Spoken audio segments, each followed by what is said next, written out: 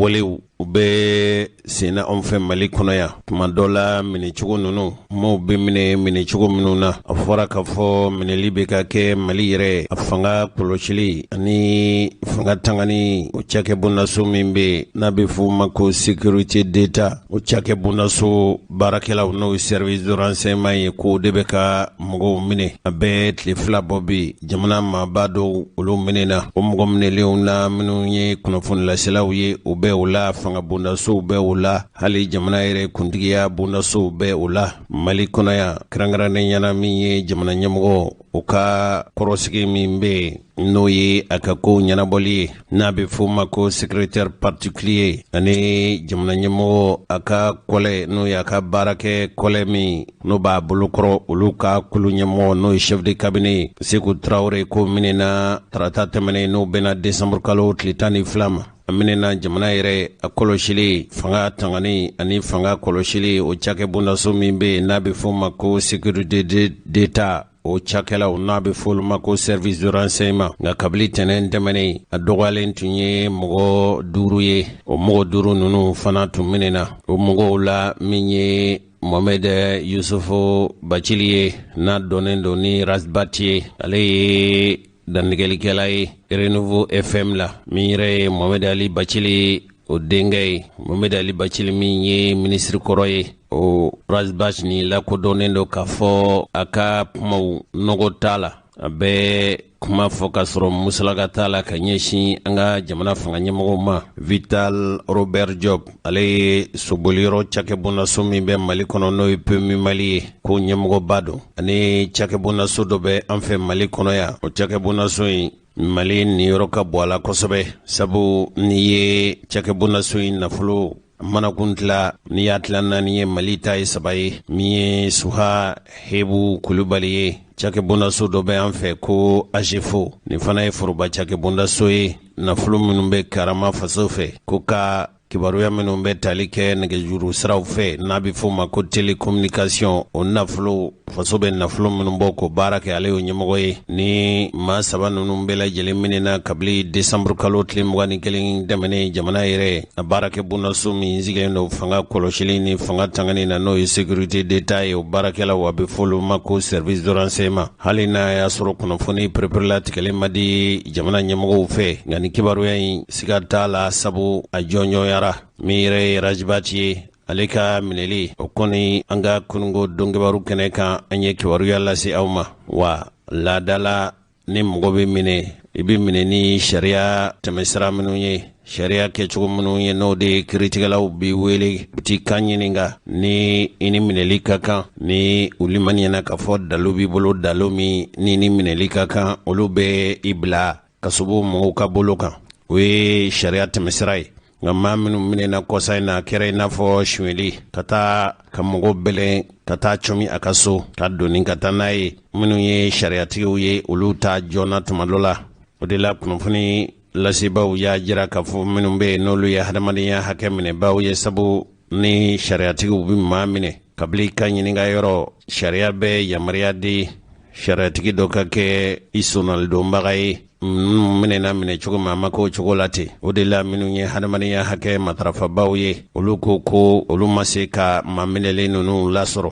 o ko nka ko ninnu minɛ kun ye fɛn min ye kuma min bɛ senna ko tun b'a fɛ ka furancɛ fanga min sigilen bɛ Mali kɔnɔ n'a ɲɛmɔgɔ ye Bandaw Asimu Goyita o ko tun b'a fɛ k'o fanga in de k'u tun b'a fɛ k'o fanga in de paron wala k'a dafiri a bɛ fɔ min ma ko déstabilisation ka fanga in ka kɛlɛku dɔw taara ko tun b'a fɛ ka fanga yɛrɛ de paron k'a fɔra k'a fɔ ko labɛnna dɔgɔtɔrɔ Bubu Sise ani Ibrahim Bokar Keita o ka fanga paronna mɔgɔ minnu fɛ ko mɔgɔ dɔw ko bɛɛ o la mɔgɔ kɔni t'a dɔn k'a fɔ nin kuma in ye kuma daloma ye wala ɲaamɛ gwanzanw don ni sigana ko ninnu kuma ninnu ni sigana kuma ninnu de bɛ senna olu de y'a jira k'a fɔ ninnu ka minɛkun ko o sabu ye o ye min ye kunungo araba ye décembre kalo tile 23 ko min ye jamana marabolo ɲɛmɔgɔ kɔrɔ ye n'o ye dɔgɔtɔrɔ Bubu Sise ye ale min tun ye Ibrahim Bokar Keita ka jamana marabolo ɲɛmɔgɔ ye ko o kani bɛ kɛ n'o ye Agibu Tali ye k'o bɛ mɔgɔ minɛlenw la o dɔgɔtɔrɔ Bubu Sise y'i kanbɔ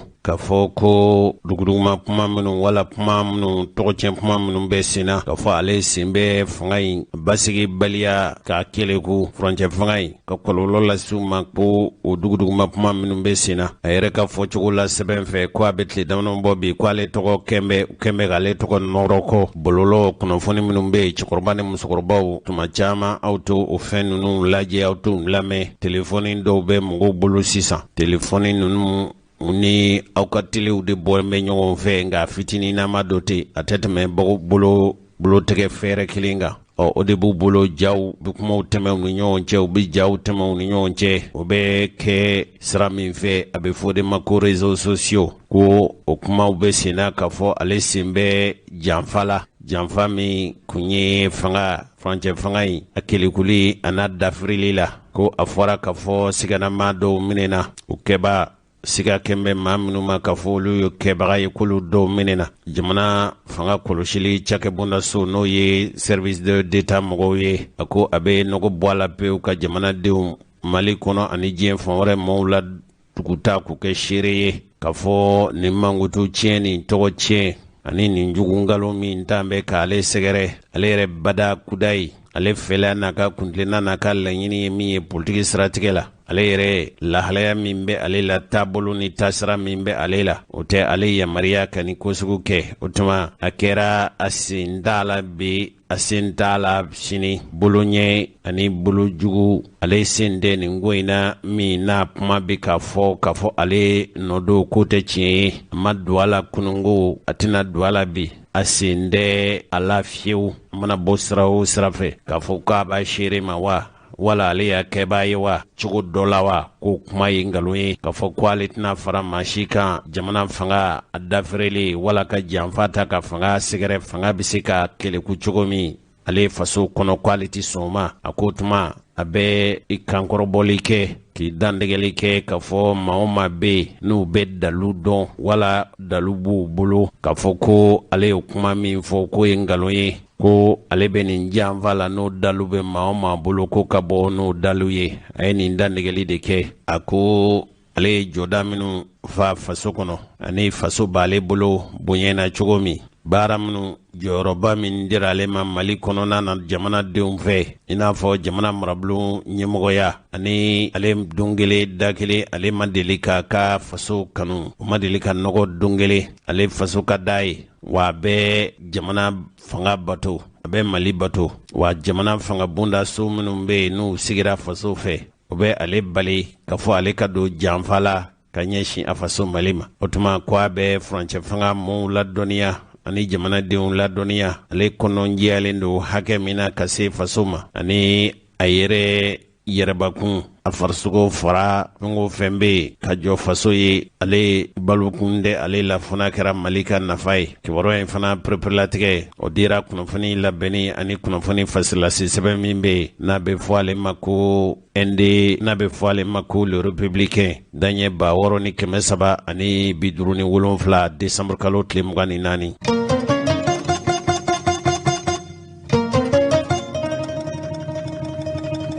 An balimaw ka tɛmɛ Mohamed Yusuf Bacele n'a bɛ fɔ a ma ko Rasbat a pɔrɔn a suɲɛli min kɛra ko minɛli ka taa maa bɛlɛn ka t'i jaso i ka so nin kɔni ye hadamadenya yɛrɛ a kan hɔrɔnya wale kankɔrɔ sɔsɔ wale jɛntigɛ ni min ye kunnafoni laselaw o kanabilali min kɛra faso fɛ n'a bɛ fɔ a ma ko liberté d'expression ani kunnafoni lase sira dili min kɛra jamana sariya fɛ Mali kunnafoni laselaw o tɔgɔla tɔnbolofaraw bɛɛ lajɛlen u ko layidu tun dira an ka jamana marabaw fɛ ka fɔ bɛɛ kunnafoni laselaw k'u bila ka baara kɛ ni ka sɔrɔ gɛrɛntɛ ani juguya kisɛbilenma ta k'u sɛgɛrɛ k'olu ye kunnafonilaselaw ka baara a lase cogo a lase mina ani a tangani na kɔlɔsili ko olu y'o kɛbaw ye sabu a tun yera k'a fɔ minisiri tun ye sariya sɛbɛn dɔ ta n'a bɛ fɔ o ma ko arrêté ministériel min n'a kuma cayara kosɛbɛ hali an minnu bɛ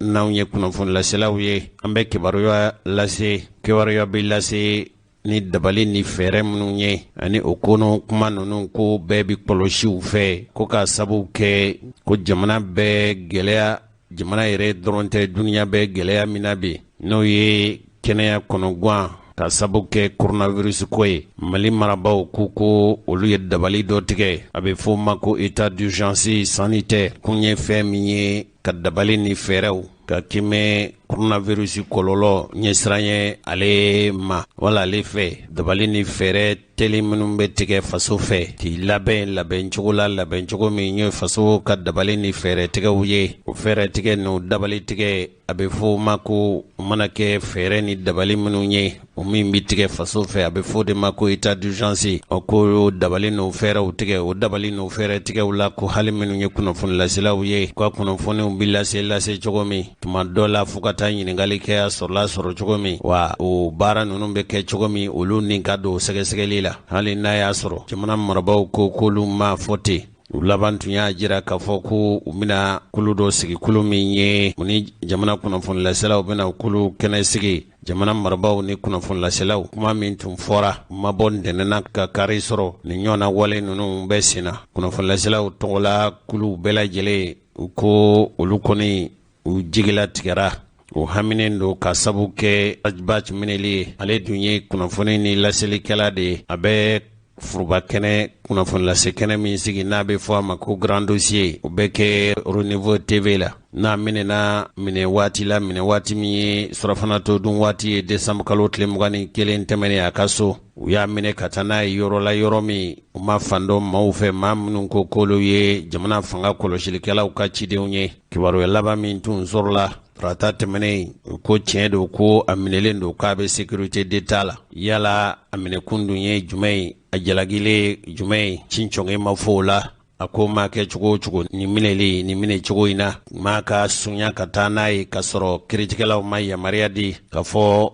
bukata ka ɲininka. Anw kɔni kunnafoni laselaw bɛɛ lajɛlen anw fɛ nin kɔni ye sunyali de ye. Nin kɔni ye fɛn min jɛn tɛ kɛ n'a ye sabu n'i y'a mɛn k'a fɔ olu ye fanga ɲɛmɔgɔw ye maa o maa ye baarakɛla ye Mali kɔnɔ jamana de bɛ sira d'i ma i k'i ka baaraw kɛ o tuma kunnafoni laselaw fana sira dilen don ma i n'a fɔ bɛɛ lajɛlen hali n'a y'a sɔrɔ kɛ kunnafoni lasela ni kan ɲininkali ka kan nka jamana in 1991 jamana in ye taasira kura min ta o de tun ye k'a fɔ kuma labilalen don kuma kɛbaw bolo fɛn o fɛn bɛ yen n'o ye jamana kibaruya ye kibaruya minnu ni jamanadenw n'a laseli u n'a lasɔrɔli ka kan jamana ye yamaruya ni sira ani tangali waleta ka kunnafonilaselaw sɛgɛrɛ o tuma ni bɛnsɛngɔniya ani ni juguya kisɛ bilen ni binjɛni fanga wale minnu n'u bɛ senna n'a tan bɛ ka kunnafonilaselaw sɛgɛrɛ ni ye fɛn min kɛn bɛ ka dankari wa kunnafonilaselaw ti jɛ n'a ye sabu Mali bɛ don min na i n'a fɔ ko bi fɛn o fɛn bɛ yen n'a b'i desi gosi n'a ka se ye o se sɔrɔla jamanadenw joli bɔni min kɛra marisi kalo tile 26 janvier ka bɔ janvier la ka se marisi kalo 1991 na min ye kunnafonilaselaw ye a fɔta a jaw tata a sɛbɛntaw bɛɛ lajɛlen ko u bi jɛ k'u bolo di ɲɔgɔn ma wa u ti jɛ n'a ye u t'a kɛlɛ bila koyi k'a fɔ min ye Razbachi a ka labila ni a kɔni ma ɲɛ k'a fɔ a bɛ minɛ a kan ka minɛ i n'a fɔ jamana sariya de y'a fɔ cogo min k'a kimɛ a ka lahalayaw ma. Kunnafonilaselaw tɔgɔlatɔn u y'a jira k'a fɔ a kɛra i n'a fɔ nin ye furancɛ fanga ɲɛmɔgɔw ka janfa de ye n'a dun fɔra k'a fɔ a bɛ waati ni damanabɔ bi olu yɛrɛw ni minisiri min sigilen don jamana yɛrɛ a kɔnɔna marako ni fanga cɛman bɔlen ni kunnafonilase olu ni kunnafonilaselaw tun sigira. Kunnafonilaselaw ka soba ɲɛmɔgɔ n'o ye Dramane Alu Kone ye ani minnu bɛ yen n'olu ye arajo ni tele kɛnyɛrɛ mɔgɔw ka arajoso ni teleso n'o URTEL ye Banjugu Dante ka fara minnu y'a fasirikɛba ye minnu bɛ sɛbɛnw bɔ i n'a fɔ kunnafoni fasilase sɛbɛnw n'o ɲɛmɔgɔ ye Basiri Ture ye hali minnu bɛ bi bɔlɔlɔ sanfɛ minnu bɛ kunnafoni cɛri Modibo Fofana u y'a jira k'a fɔ u ti jɛ n'a ye hali n'a y'a sɔrɔ minnu ko k'olu ye furancɛ fanga ɲɛmaa ye maa si u ti jɛ n'a ye hakɛ min bɛ kunnafonilaselaw bolo u kan daraki ka b'u bolo wa u ti jɛ n'a ye min minɛna fɔ u ka bila layidukan minnu fana dira jamana marabaw fɛ minisiri minnu n'u y'u taara k'u t'olu kumaɲɔgɔnya u ye layidukan minnu de u ko o layidukan ninnu ka timɛ wajibi de don wa adamadenya hakɛ matarafali walew kunnafoni laseli ninnu ye hakɛ min n'a tanganen don ka kɔlɔsi Mali fɛ hali n'a y'a sɔrɔ k'i ye fangatigi ye se t'i ye yamaruya t'i bolo n'i y'a kɛ n'o de ye kunnafoni hakɛ minɛli ye n'i y'a kɛ i n'a bila jagoyanifin n'i y'a minɛ i n'a bila jagoyanifin wa min ye jamana marabaaw ye n'a ma ɲɛ k'a fɔ tun ye layidukanw di o tuma u ka kɛ ɲɛmɔgɔ ye ɲɛmɔgɔ minnu bɛ u ka layidukanw u ka kumakanw labato jamana fanga ɲɛmɔgɔw fɛ wa kunnafonilaselaw ko bi ta kɔ bi ta ɲɛ u ni jamana marabaaw u ka baara ɲɔgɔnya a tɛ sɔrɔ foyi fɛ fo k'a sɔrɔ layidukan minnu dira ani kunnafonilaselaw ka bonya k'u karama u ka baara u ka se k'o kɛ cogo min kɛcogo ɲuman na a kunnafoni baro sigi kɛnɛ kan min ye Mali kɛnyɛrɛ ye arajo ani télévision olu tɔgɔla faraɲɔgɔn ka tɔnba n'o ye Union des radios diffusion et télévision libre ni an ye namugu mun ɲɔgɔn na b'an kunu ja dɔw fɛ il me semble que mɔgɔ dɔw bɛ yen u t'a dɔn k'a fɔ ko fɛn min bɛ yen bi n'o ye presse caya ko démocratie de nana n'o ye en 91 mɔgɔ dɔw bɛ yen u t'a dɔn k'a fɔ ko mɔgɔ 200 de salen bɛ ɲaari la hali n'a sɔrɔla bi mɔgɔw b'a la ka bɔ ka interprétation di kuma wɛrɛ ni histoire wɛrɛ fɔ o la min tɛ tiɲɛ ye a y'a to an k'an bolo di ɲɔgɔn ma n tɛ arasibatigo kɛlɛ la n tɛ renouveau ko kɛlɛ la an tɛ mɔgɔ ko kɛlɛ la an bi kɛlɛ min na n'an bi jɛ ka sa o nɔfɛ o ye liberté ni démocratie mɔgɔ o mɔgɔ n'i ko i b'o menacer Mali la an b'a nin di an ma don parti politique la kabini Ala k'an da on peut avoir des préférences an ma combat politique kɛ kabini Ala k'an da mais le combat pour la liberté et la démocratie an bi sa o la hakɛto min na salala Muhamadu an balimaw nin tun ye kɛnyɛrɛ ye arajo ani télévision olu tɔgɔla Furuba tɔnba n'o ye URTEL ye o ɲɛmɔgɔba hakilila k'a fɔ a ye kunnafonilaselaw kɛrɛnkɛrɛnniyana minnu bɛ yen n'olu ye arajo kumakɛlaw ye a y'u kantigɛ da min jira a bɛna faamu jamana fanga ɲɛmɔgɔw fɛ an ka se ka perepelatigɛ sɔrɔ yala Arajibasi yɛrɛ minɛna minɛ cogo di an ka Arajibasi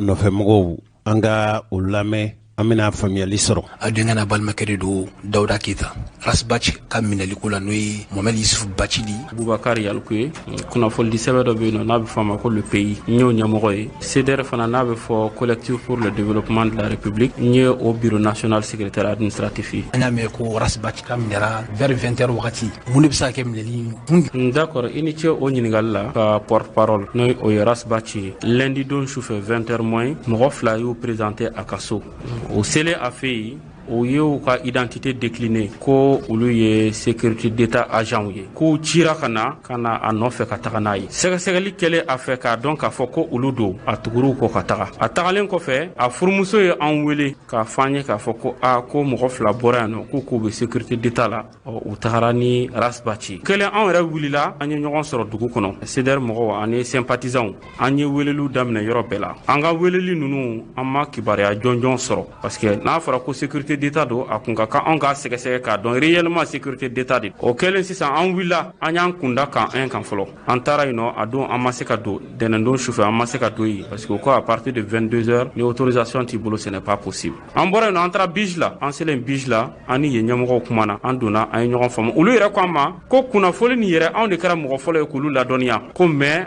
an ka hakili sigi olu ma Arajibasi minɛ ni an ma da la fana an bɛ se ka tugu kɔ an ka taa ka t'u ka cellule bɛɛ lajɛ u bɛ mɔgɔw datugu yɔrɔ min na détenus an ka taa ka t'u lajɛ donc an wulila an taara ɲɔgɔn fɛ an y'olu bɛɛ lajɛlen lajɛ an y'a sɔrɔ k'a fɔ mɔgɔ minnu bɛ yen nɔ a t'olu la donc an bɔra o yɔrɔ la an y'an kunda base kan comme sécurité d'état mɔgɔw ka direction ba bɛ yen an selen yen an kun bɛ ka don donc u nana u ko k'an ka to kɛnɛma donc vu l'affluence jama kun ka ca o kɛlen sécurité d'état agent dɔw bɔra ka na k'an sɔrɔ da la o cɛla yɛrɛ mɔgɔ kun bɛ yen an yɛrɛ ni mɔgɔ min tun kumana o don sufɛ an y'o wele k'a fɔ a ye k'a fɔ ko u ka mɔgɔ taara an ka porte parole minɛ a tun k'an ma ko a bɛna na sɛgɛsɛgɛ a b'an wele donc u bɔlen ka na ale kɛlen k'an ye min kɛ a ko anw de don an ko awɔ donc a y'an ta kɛrɛfɛ a ko effectivement an ye kuma min fɔ tiɲɛ don an ka porte parole Arajibasi sécurité d'état de agent bila ka taa minɛ ka na an ko bon u taara ka taa minɛ ka na kun jumɛn kama u y'a minɛ u ka raison fɔ an ye les motivations u ma sɔn ka détail fɔ an ye o ko la mais u k'an ma dɔrɔn ko bon ko an ka hakili sigi ko a bɛ bolo ɲuman kan ko ni Ala sɔnna ma mardi ni Ala ma basi kɛ a bɛ libéré an ko a bɛ libéré mardi a bɛ libéré wagati jumɛn mardi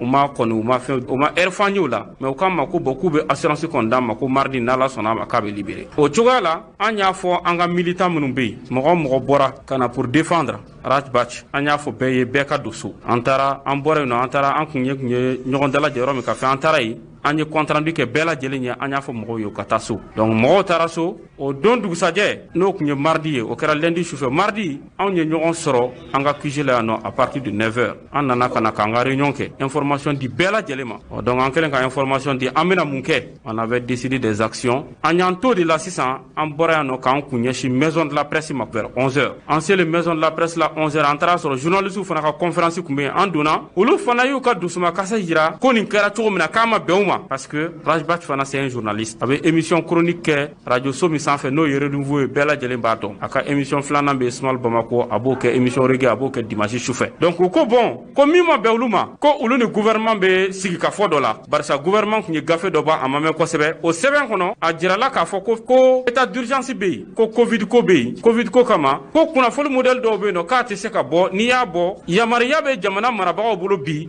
ka action dɔw ta k'i sɛgɛrɛ a bɛ se ka kɛ nɔminɛ fɛn bɛɛ bɛ se ka k'a la o kɛlen journaliste ka ɲɛmɔgɔw kun y'a fɔ ko bɛɛ k'u ma jɛn n'o ye gouvernement y'u wele ka taa u ni gouvernement ye ɲɔgɔn ye kunasini o kumana o ko kan donc o kumalen gouvernement y'a jira k'a fɔ ko non ko u bɛ ka siran fɛn min ɲɛ ko o mesure ninnu ko a ma ta ka presse sɛgɛrɛ ko donc k'u hakili sigi o y'a demandé yɛrɛ ko ka communiqué conjoint kɛ k'o kɔfɛ fana ko ka commission dɔ sigi journaliste y'a jira k'a fɔ an ka ɲɛmɔgɔ y'a jira k'a fɔ non olu tɛ se k'o kɛ olu bɛ se ka na compte rendu kɛ fɔlɔ u ka base ye n'u ye mɔgɔw informé n'u bɛnna min kan u bɛ sɔrɔ ka t'o fɔ u bɛ sɔrɔ ka o kibaruya da gouvernement tulo kan ko sinon proposition minnu kɛra a proposition ka ɲi k'olu nalen ko olu dabaliya banna o kɛra sɔgɔma olu yɛrɛ fɛ kɔni k'a fɔ ko bɛɛ nɔgɔyalen ye olu hakilila sigira o don kelen bɛɛ su fɛ ko olu ɲɔgɔnna olu baarakɛ ɲɔgɔn dɔ ko fanga tigilamɔgɔw taara ka taa o minɛ n'o ye sécurité d'état agent mɔgɔw ye donc vraiment u y'a condamné u y'a jira k'a fɔ ko nin tɛ sira ye mɔgɔ kan ka taa kunnafonidila minɛ sira min kan parce que loi spéciale de bɛ yen nɔ min bɛ presse régie donc normalement u tun kan k'o loi spéciale nin u kun kan ka Rajbach ka cas bila o minɛn kɔnɔ u ko bon olu kɔni t'a dɔn a minɛna kun min kama fɔlɔ mais les raisons de son arrestation a minɛna kun min kama o ka fɔ olu ɲɛna mais olu kɔni bɛ min dɔn journaliste dɔ a man ka minɛ nin cogoya nin na ko ce n'est pas normal donc ils ont dénoncé o y'a jira k'a fɔ nin ye dictature ko de ye les acquis de la démocratie o de menacé le filɛ nin temps parce que 91 mɔgɔ dɔw de sara walasa liberté d'expression et liberté de la presse o ka se ka instaurer jamana nin kɔnɔ ko donc ni u nana ka na ko kɛ qui entrave à ces libertés là diyagoya don presse ka wuli comme kɔnɔkulu au moins ka o ko kɛlɛ o y'a jira k'a fɔ bɛɛ ka fara ɲɔgɔn kan i ka kɛ presse écrite ye i ka kɛ presse en ligne ye i ka kɛ radio ye i ka kɛ sur les réseaux sociaux i ka kɛ activiste ye ko bɛɛ lajɛlen k'i tigɛ fara ɲɔgɔn kan parce que ko min bɛ ka na tan ni an m'an yɛrɛ kɔlɔsi n'i bɛ fɛn o fɛn n'i b'a dɔn k'a fɔ ko a bɛ se k'i kunu i kana to a k'i nɛmu dɛ ni fɛn o fɛn bɛ se ka mɔgɔ kunu i kana to k'a k'i nɛmu ko min bɛ ka na tan o y'a ye k'a fɔ a ko jɛlen tɛ kosɛbɛ bon ni gouvernement bɛnna min kan le gouvernement les a floués donc an bɔra o cogoya de la ten an ye komi promesse kun taara an ye k'a bɛ bila an ma kunnafoni sɔrɔ a la an bɔra yen nɔ an nana yan nɔ an kun ye kunnafoni laban dɔw sɔrɔ an kun bɛ réunion na sisan an ka bureau la an ka comité président n'an ka coordination président bɛɛ de kun bɛ yan an ye information minnu sɔrɔ sur an nana kɔnɔ olu da olu tulo kan ani an kan ka action minnu mener bi journée kɔnɔ ani sini an y'o kuma kɛ ka bɛn wulila mun de ka bɛna wulikajɔ jumɛn de kɛ parce que a yɛrɛ ko k'u kun y'a fɔ a ɲɛna k'u b'a bila mardi don a don ma bila yali a bɛna wulikajɔ jumɛn de kɛ an kɔni n ye an sigi k'u mafilɛ kunu journée bɛɛ kɔnɔ an y'a ye k'a fɔ Rajbach ma bila an yɛrɛ tun y'a prévoir k'a fɔ kunu an tun bɛ fɛ ka sortie ba dɔ kɛ an tun y'a bɛɛ préparer ka ban mais kɔfɛ an tilala ka na fɔ mɔgɔw dusu kasilen don cogo min na ni an bɔra an ka laɲini tɛ tiɲɛni ka kɛ kow la jama la i tɛ se ka bɛɛ contrôler a bɛ se ka kɛ an ka mɔgɔ ye a bɛ se ka kɛ infiltré ye an ko an k'an yɛrɛ kɔlɔsi yɔrɔ la an yɛrɛ kɔni bolo an bɛ jamana min kɔnɔ an bɛ sariya jamana de kɔnɔ o y'an ka hakilina ye wa an bɛ baara kɛ n'o de ye an y'a jira k'a fɔ nous sommes républicains nous sommes démocrates nous sommes légalistes donc fɛn o fɛn bɛ se ka kɛ sababu ye ka jamana sariya sɔsɔ anw tɛ don o da fɛ bɛɛ bɛ an dɔn n'o ye depuis bi tɛ nka an ko o hukumu kɔnɔ n'an bɛ action fɛn o fɛn mener an k'a mener sariya kɔnɔ an ko ka bɔ ka sitting ni fɛn ninnu kɛ c'est reconnu dans la constitution mais an bɛ ka siran n'an taara débordement dɔw kana kɛ o kama an y'o to yen nɔ kunu an ye bɛɛ lajɛlen informé an ko mɔgɔw k'u tigɛ da u dusu kan an ko démarche dɔw bɛ sen na an b'olu kunnafoni makɔnɔ n'o kɛra min ye an b'o da mɔgɔ bɛɛ lajɛlen tulo kan donc ko fo surɔ vers 1h 2h du matin an ye kunnafoni sɔrɔ k'a fɔ ko rencontre dɔw kɛra sécurité d'état la o y'a jira k'a fɔ ko Rajbach ka minɛni tɛ foyi ye ni raison d'état tɛ ko raison d'état o de fɔra u ɲɛna u ma dɔwɛrɛ fɔ ka fara kan donc o kɛlen an y'an ka mɔgɔw wele ka na comité mɔgɔw wele ani coordination président wele ka na an k'an ka ɲɔgɔn sɔrɔ bureau la yan bi donc an nana an y'a kibaruya an y'a da bɛɛ lajɛlen tulo kan an ko bon au delà de cela an bɛna na an ye démarche dɔw prévoir a fɔlɔ bɛ se ka kɛ min ye an bɛna na chancelleries ni les organisations de droits de l'homme an bɛna olu bɛɛ saisi ani an ka mɔgɔba minnu bɛ yen nɔ les partenaires stratégiques an ni minnu ye kɛlɛ caman kɛ ɲɔgɔn fɛ an tɛna se k'an da don olu bɛɛ la an bɛna olu fana saisi an ye dɔw yɛrɛ wele ka ban an kan ka dɔw fana rencontrer. Déjà le pôle d'avocats an bɛ ka pôle d'avocats constitué pratiquement o ko yɛrɛ ɲɛnabɔra ka ban. Donc maintenant ils vont entrer dans la danse bientôt. Donc o kɔfɛ fana an ye action ba wɛrɛw prévoir ni Ala sɔnna ma comme a bɛɛ lajɛlen ma ban fɔlɔ an tɛna se k'an da don a détail bɛɛ la k'a di mɔgɔw ma sisan. Dɔw bɛ yen nɔ u bɛ se ka fɔ dɔw bɛ yen nɔ olu tɛ se ka fɔ parce que n'i bɛ kɛlɛ kɔnɔ stratégie ka se ka sɔrɔ i bolo i man k'i ka kuma bɛɛ lajɛlen fɔ. Donc an y'o information de di bɛɛ ma an sigilen bɛ yan fɔlɔ an bɛ k'a lajɛ n'an ka fɛn ninnu an bɛ concertation na ni concertation banna parce que y a un comité de crise an tilala réunion na ni tɔw ye olu bɔra comité de crise kan ka tila ka na sigi sisan an ye fɛn o fɛn fɔ an b'a bɛɛ lajɛlen synthèse kɛ ni action minnu kan ka kɛ an b'olu décider an bɛ sɔrɔ k'o da jamanadenw tulo kan. Mais RFI ye Rasibachi traité de comme chroniqueur de mais est-ce que réellement Rasibachi journaliste de cadre de presse b'a bolo? Rasibachi est journaliste. Pour être journaliste au Mali ici a fait un donné do. Fika diplôme supérieur sɔrɔ ni diplôme supérieur b'i bolo i ka kɛ dans un organe de presse a bɛ se ka kɛ radio ye a bɛ se ka kɛ télé a bɛ se ka kɛ presse écrite ye a bɛ se ka kɛ presse en ligne ye i ka kɛ rédaction dɔ kɔnɔna la n'i ye san kelen kɛ yen ni diplôme supérieur b'i bolo n'i ye san kelen kɛ yen tu es considéré d'office comme journaliste a texte bɛ yen donc o hukumu kɔnɔ Rasibachi bɛ émission kɛ ça ne date pas d'aujourd'hui il a un diplôme supérieur tout le monde le sait wa fana bi a bɛ émission kɛ yɔrɔ min na fana o ye renouveau ye renouveau FM tout le monde sait bɛɛ b'a dɔn k'a fɔ k'a b'o yɔrɔ la et il a aussi sa carte de presse professionnelle j'ai pas dit carte de presse de maison parce que rédaction kono mɔgɔw bɛ se ka carte de presse kɛ ka di mais carte de presse nationale o b'a bolo il a la carte de presse professionnelle n y'o de fɔ il a la carte de presse professionnelle donc ce qui sous-entend que il est reconnu par l'État malien comme journaliste. Rasibachi kuma caman bɛ yen a y'o fɔ Imam Diko ma mais est-ce que hakilina t'a la a ka minɛli senfɛ est-ce que Imam dɔ b'a la aw hakilina la. an tɛ mɔgɔ ta a tɔgɔ ma k'a fɔ ko o de kama ko a minɛna an bɛ jamana de kɔnɔ jamana min an y'a ye k'a fɔ ko autorité kuraw de bɛ yen o autorité kuraw u nana cogo min bɛɛ lajɛlen b'o kalama k'a fɔ ko olu bɛna jamana mara sira minnu fɛ an y'a ye k'a fɔ analyse bɛɛ lajɛlen ye o ye k'a fɔ ko bon ko sariya minnu tara sariya ninnu caman bɛ yen nɔ a ma lawaleya min yɛrɛ ye kunnafonidilaw yɛrɛ ka yɔrɔ dɔrɔn ye a kuma kɛra u mankan cayara la o parce que u tun y'a fɔ CNT ko yɛrɛ la k'a fɔ k'u bɛ mɔgɔ 4 di journaliste ma o ye 2 de di mais sabali de kama mɔgɔw ko ko bon ko 2 ninnu ka taa ko a tɔ k'a bɛ ɲɛnabɔ kɔfɛ gestion kɔnɔ fɛn caman bɛ yen nɔ u ka gestion kɔnɔ fɛn minnu man ɲi a b'olu dɔrɔn de dénoncer wu et nous sommes dans un état où les acquis de la démocratie là, au bout autorisation d'ama en tant que journaliste. Maintenant, avec au min fana ke, nous pensions en réalité que a te ujuye, mais a y'u nindi. Parce que mɔgɔ filɛ nin n'a bɛ tiɲɛ f'i ye, i bɛ ka taa nin sira fɛ nin man ɲi. I ko ko bon k'e bɛ fɛ ka e y'a jira bɛɛ lajɛlen na k'a fɔ n ye sariya ta n bɛ fɛ jamana ka boli nin sira de kan. N bɛ ka Mali kura, an bɛ ka Mali kura de an bɛ fɛ k'o de kɛ. Mais n'i ye sariya ta ko espoir di mɔgɔw ma, ka tila k'a ye k'a fɔ ko e yɛrɛ ye kumakan min ta i m'i kumakan bato. Ɔ n'i m'i kumakan bato mun wɛrɛ bɛ yen tuguni? A ma foyi wɛrɛ fɔ n'o tɛ. Donc an y'a bila an hakili la k'a fɔ ko wa ko nin tigi de kama k'a minɛ ko nin tigi de kama o tɛ an b'a bila jamana minɛn de kɔnɔ. An y'a jira k'a fɔ mɔgɔ wɛrɛ m'a minɛ autorités de y'a minɛ. Autorités y'a minɛ fana k'a sababu kɛ a ka franc parler fɛn wɛrɛ tɛ n'o tɛ dɛ. Son franc parler, le fait qu'il dénonce les choses au dron de kama il a fait l'objet d'arrestation.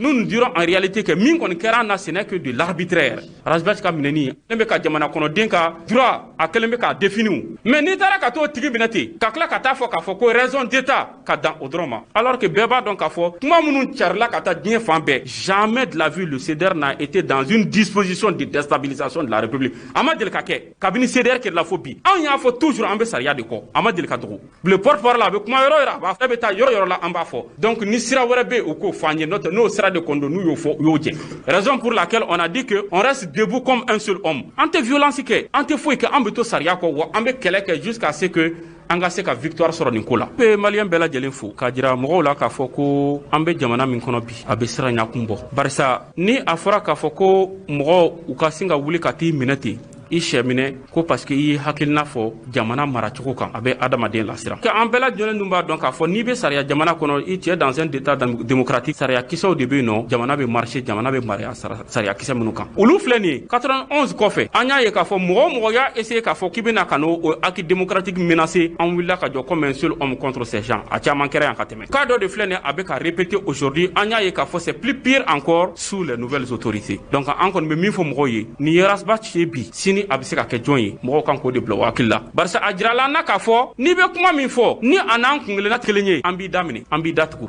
an b'i museler jamana tɛ mara o kan an bɛɛ de ye kelen ye jamana nin kɔnɔ mɔgɔ si tɛ jamana nin ka tiɲɛli fɛ mɔgɔ si tɛ fɛ jamana nin yɛrɛ ye min subi ka ban ala de b'a dɔn an kan ka hinɛ jamana na ten an bɛ dénonciation minnu kɛ dénonciation ninnu anw yɛrɛ kama tɛ o an b'a kɛ jamanadenw ka hɛrɛ de kama barisa mɔgɔ minnu bɛ ka jamana gérer a bɛ se ka kɛ u bɛ ka fɛn minnu kɛ n'a kɛra k'a fɔ mauvais acte a bɛ se ka kɛ comme u tɛ k'a bɛɛ ye ou bien a bɛ se ka kɛ u bɛ k'a dɔw ye mais u bɛ k'u ɲɛ tugun a kan a kɔlɔlɔ bɛ se ka kɛ mun ye sini anw ma anw jɔrɔna kun ye o de kama an ko k'anw bɛ jamana de défend ni fɛn o fɛn bɛ yen nɔ ça fait entrave aux intérêts de la République an b'u wuli k'o dénoncer an bɛ se ka passer action pacifique fɛn o fɛn fɛ walasa jamana ka se ka segin ka na a ka hakɛ kɔnɔna la an b'o kɛ bɛ welewelekan bila bɛɛ lajɛlen ma mɔgɔ y'an soutenu depuis ko daminɛna fo bi an b'u bɛɛ lajɛlen fo k'a jira maliyɛnw na fana k'a fɔ an bɛ yɔrɔ min na bi que les gens restent déterminés an ye fɛn min daminɛ tan anw kɔni on va mener le combat jusqu'au bout Alhaji kelen tɛ dɛ hali o kɔfɛ n'a kɛra k'a fɔ mesure minnu kan ka ta pour que nin ɲɔgɔnna wɛrɛ kana kɛ on sera disponible pour ça mɔgɔ caman y'a fɔ an ye k'a fɔ ko mɔgɔw ka fara ɲɔgɔn kan hali maison de la presse la journalistes ka ɲɛmɔgɔ y'a fɔ ko les acquis de la démocratie pas liberté d'expression dɔrɔn tɛ dɛ liberté de presse dɔrɔn tɛ dɛ mais ko comme bɛ kana c'est une menace pour les acquis de la démocratie o siraw ka ca interprétation ka ca o ko ni mɔgɔ bɛ se ka fara ɲɔgɔn kan ni fɛn o fɛn tiɲɛ pour en réalité la défense des acquis de la démocratie bɛɛ lajɛlen ka ɲɔgɔn kunbɛn bɛɛ lajɛlen ka ɲɔgɔn sɔrɔ bɛɛ ka fɔ ɲɔgɔn kan an fana b'o cadre de kɔnɔ on est disponible à collaborer avec n'importe qui n'importe quel républicain, n'importe quel citoyen pour la défense des acquis de la démocratie. Ini mɔgɔ hakilina tɛ kɛ kelen ye mais o t'a jira k'a fɔ k'a ye jugu ye vous n'êtes pas des ennemis an k'o faamu jamana kɔnɔ bɛɛ n'a hakilina don jamana jɔko la mais an bɛ ɲɔgɔn dafa fana di n'an y'o faamu a ka ca ala fɛ an ka laɲini ye min ye jamana ka taga ɲɛ la o bɛ lasabati an bɛ se ka min fara nin kibaruya ninnu kan o de ye k'a fɔ an ye kibaruya ninnu sɔrɔ an balima kunnafoni lasela minnu bɛ kibaruya lase bɔlɔlɔ sanfɛ an ye kibaruya sɔrɔ olu de fɛ kunnafoni lase sɛbɛn min bɛ n'o ye jamana ka furuba laseli sɛbɛn ye ɲɛta lesɔr ale y'a jira k'a fɔ jamana furancɛ fanga o ɲɛmɔgɔya bondaso laban min sigira n'o ye conseil national de transition mɔgɔw ye décembre kalo tile 11 tɛmɛnen u yɛrɛw tun ko baara ɲɔgɔnya yɛrɛ dama ni ɲɔgɔn cɛ a tɛ latigɛ cogo ɲuman na fɔ ka bɛn baara kɛcogo dɔw kan aw yɛrɛw ni ɲɔgɔn cɛ a bɛ fɔ de ma ko règlement intérieur u tun bɛnna ko dɔ kan u tun y'a bila ka taa jamana dantigɛli ni sigi kan sariya sun u kɔlɔsili kiribulon n'o ye cour constitutionnel ye u k'a kɔlɔsi yala olu ma bɛn ko dɔ kan wa n'a y'a sɔrɔ o bɛ jamana dantigɛli ni sigi kan sariya sun kankɔrɔ sɔsɔ wa o min kɛra jamana dantigɛli ni sigi kan sariya sun o kɔlɔsili kiribulon o tun y'a jira k'a fɔ conseil national de transition u yɛrɛ dama ni ɲɔgɔn cɛ baaraw senna tɛmɛ cogo o conseil national de transition min n'a fɔra k'a fɔ u bɛna sariyaw latɛmɛ wala sariyaw ta furancɛ fanga in waati u bɛna u yɛrɛ dama ni ɲɔgɔn cɛ baaraɲɔgɔnya latɛmɛli min n'o kan ka kɛw ni ɲɔgɔn cɛ k'a fɔ ko u bɛna fɛn o fɛn kan k'o bɛɛ ni jamana sariya u bɛ taa ɲɔgɔn fɛ wa jamana dantigɛli ni sigi kan sariya sun kɔlɔsilikɛla o kiribulon u y'a jira k'a fɔ ko dɔw bɛ yen kɛrɛnkɛrɛnnenya k'a fɔ maa tɔmɔnen ninnu wala maa sugandile maa 21 min n'o taara sɔrɔlasiw fɛ ko a tɛ se ka f'u ma ko député u tɛ se ka députéya fari da fiyewu hali n'a y'a sɔrɔ ko u b'o baara de kɛ sabu ninnu tɛ jamanadenw ka halalama sugandilenw ye o tuma kuma wɛrɛ tɛ se ka f'u ma fo kɔrɔsigi ani bilasirali kɛbagaw u yɛrɛ dama ni ɲɔgɔn cɛ u tun ye a jira k'a fɔ min bɛ u ka wariko u kow ɲɛnabɔ u yɛrɛ dama ni ɲɔgɔn cɛ fɛn o fɛn bɛ tali kɛ musakako la ko o wari min bɛ o warikow ɲɛnabɔ fɛn o fɛn bɛ n'o ye u yɛrɛ dama ni ɲɔgɔn cɛ baaraw latɛmɛ ko fɛn o fɛn ye baaraminɛko ye ko o ko ninnu jalatigɛli bɛ lieutenant colonel Maliki Jaw yɛrɛ de bolo n'ale ye sɔrɔlasi minnu ye Ibrahim Bokar Keita ka fanga in paro n'o ye CNSP mɔgɔw ye ko o ko latigɛ bɛ o de bolo min ye kiritigɛbaw ye maa wɛrɛ tɛ conseil national de transition mɔgɔw olu ka nafoloko ɲɛnabɔbaga mɔgɔ wɛrɛ t'a sugandi fo n'a kɛra u yɛrɛ dama ni ɲɔgɔn cɛ u ka bɛn maa dɔ kan nka ka fɔ ka sɔrɔlasiw wala kulu ɲɛmɔgɔ ka maa dɔ sigi ko o tɛ bɛn fiyewu jamana dantigɛli ni sigi kan sariya sun o kiribulon a y'a ɲini ka perepelatigɛ ka kɛ yala minnu bɛ yen n'olu ye maa tɔmɔnen ninnu ye n'u bɛna dɔ kiri no bina do députéya jɔyɔrɔ la hali ni députéya tɔgɔ tɛw la jamana bɛ tangani birifini min da u kan k'u to baara la u tɛ se ka nɔ minɛ ko k'a pereperelatigɛ di o siratigɛ de la sa fo ka pereperelatigɛ di aw ma k'a fɔ hali n'a y'a sɔrɔ ko ninnu tun y'a ɲini k'a fɔ u yɛrɛw ka bila députéya jɔyɔrɔ la cour constitutionnelle n'o ye jamana dantigɛli ni sigi kan sariya sun kiribulon ye o kiribulon o baarakɛbaw u yɛrɛ dama ni ɲɔgɔn cɛ kow kan ka latɛmɛ cogo min komi u yɛrɛ dama ni ɲɔgɔn cɛ min ye jamana dantigɛli ni sigi kan sariya sun kiribulon kɔlɔsilikɛlaw ye olu y'a fɔli min kɛ u ye u k'a lajɛ cogo kura la ala seginnu ma waati min u yɛrɛw y'a lajɛli cogo kura la u bɛnna fɛn min kan jamana yɛrɛ ka furuba laseli bon ORTM o ɲiningalikɛlaw ani o jatalaw u ye maa dɔ ɲininga min ye Sambo Jaje Fofana ye ale ɲiningali min kɛra jamana furuba laseli bon ORTM u ka kibaru ɲininaw olu ka ɲiningali la min sɔrɔla fɛ o filɛ an ka ɲi ka sariya kura dilan mun ye wariko sariyaw ye sariya kuraw mun ye an ka kalata minnu bɛ nalen k'olu labɛn an ka ɲi ka minnu ye parti politigiw ye olu ka sɛbɛn min bɛ yen n'a bɛ fɔ o ma ko charte des partis anw yɛrɛ bɛna wele cogo di dɔw kun y'a sɛbɛnla ko député donc député in bɛna bɔ a kɔnɔ a bɛ kɛ membre du conseil n'est-ce pas national de transition ye a dɔ wɛrɛ ye jumɛn ye o ye kɛsɛriw ye kɛsɛriw a tun b'a kɔnɔ fɔlɔ o kɛsɛriw kan ka n'u élu la u bɛ tila tugun ka nommé par décret gouvernement fɛ donc o bɛ dankari kɛ fangaw sigiden saba minnu b'an bolo olu ka indépendance la donc n'o ye législative ni exécutive ni judiciaire ye donc a yirala k'a fɔ o yɔrɔw kan ka bɔ a la kɛsɛriw bɛ élu comme membre bɛɛ bɛ élu ka bila poste min na an ka ɲi ka sariya kuraw dilan mun ye wariko sariyaw ye sariya kuraw mun ye an ka kalata minnu bɛ nalen k'olu labɛn an ka ɲi ka minnu ye parti politigiw ye olu ka sɛbɛn min bɛ yen n'a bɛ fɔ o ma ko charte des partis an ka olu bɛɛ lajɛ donc olu lajɛli tɛ se ka kɛ hakili wuli la fo a ka lajɛ ka na ka sɔrɔ k'a dɔn k'a fɔ an bɛ mun yɛlɛma kɔnɔ mun bɛ taa jamanadenw jimi sira fɛ o fana ka bɔ yen an nana sɔrɔ k'a fɔ sariya caman talen don gouvernement fɛ minnu fana tonnen don anw ɲɛ n'u ka ca kosɛbɛ an ka ɲi k'o fana baara kɛ donc o baara ninnu na an b'olu fɛ mais n'an donna sisan an bɛna baara fɔlɔ min kɛ o ye ka président ka dangaw sigi n'an ye président ka dangaw sigi an bɛ sɔrɔ ka u b'a fɔ minnu ma ko commission n'olu ye jɛkulu ye minnu ka baara kɛ sariya bulon in kɔnɔna na donc an b'olu fana ɲɛmaaw sigi bɛɛ b'i ka baara ta an bɛ baara daminɛ n'o ye o yɔrɔ bɛɛ. ɲɔgɔn faamu baliya ni samasamali min tun bɛ jamana marabaaw n'o ye furancɛ fanga ɲɛmɔgɔw ye ani minnu bɛ ni a y'a sɔrɔ olu ye an ka commandant ni commandant kɔrɔsigiw ni commandant ka baarakɛlaw ye n'u farala ɲɔgɔn kan ka kɛ kulu ye a bɛ fɔ min ma ko comité exécutif national des syndicats de la plateforme d'action commune ko olu y'u ka baara bilali u y'a wuli tun y'a jira k'a fɔ u tɛ baaraw ta nin ŋaniya taara u fɛ tuma min u ni baarakɛlaw ka surunadonnintɔn ɲɛmɔgɔ n'o ye union nationale des travailleurs du mali ye u tun y'u bolonɔbila kɛ sɛbɛnna décembre kalo tile 21 tɛmɛnen u k'u bɛ jɛ ka baara kɛ ɲɔgɔn fɛ olu ni jamana furuba baarakɛlaw ka surunadonnintɔn u bɛɛ lajɛlen bɛ se ka jɛ k'u bolo di ɲɔgɔn ma cogo min u bɛ se k'u ka hakɛw sɔrɔ n'a ma ɲɛ k'a fɔ u bɛ jɛ ni ŋaniya ni seko ani damajara ye baara o baara kɛlɛ o kɛlɛ kan ka k'u fɛ u n'a jɛ k'o kɛlɛw kɛ ɲɔgɔn fɛ a dabɔkun ye fɛn min ye o ye mankutu tiɲɛ ani olu minnu bɛ yen n'olu ye baarakɛlaw ye hakɛ de dilen don u ma faso fɛ nin kɔni ye fɛn min furancɛ fanga ɲɛmɔgɔw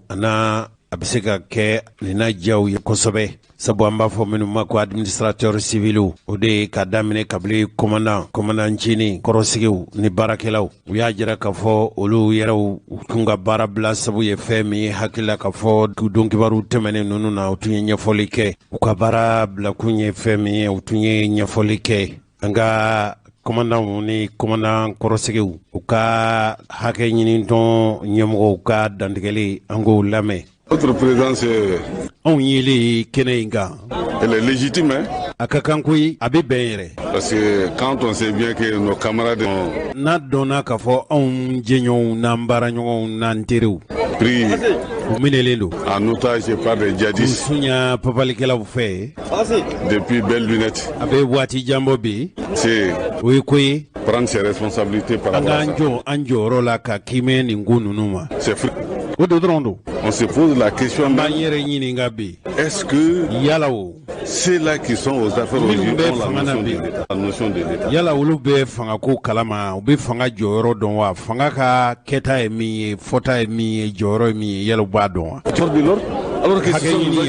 Alors que ce sont nos agents. Ça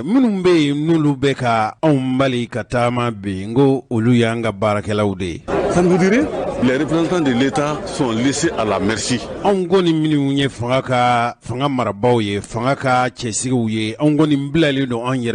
D'autres corporations sont plus sécurisées que les représentants de l'État.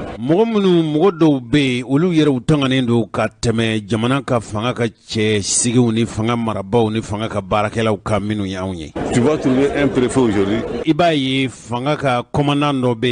qui n'a aucun garde à ses côtés. Nous sommes mécontents en tant que représentants de l'État. Et il y a presque une année, le sous-préfet de Farako a été enlevé. Et lors des élections législatives, le préfet de Boulmara-Rousse aussi a été enlevé.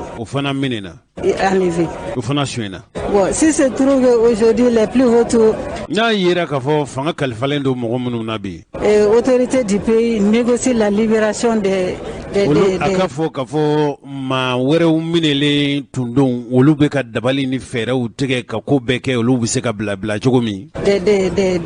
occidentaux, des étrangers.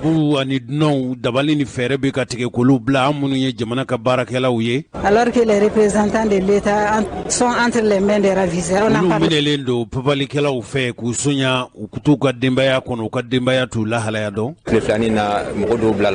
Maintenant fana wula nya nyangini pour kan fana mo ko mu jona jona langini bawo e me langini merobe mu ya nga bara tabulo la ambe fe vraiment gouvernement ngandeme anga bara la anga ta grève yere la préavis déposer la grève be son madame na terrain. Depuis des années nous sommes en train de demander un changement, une amélioration de nos conditions de vie et de travail.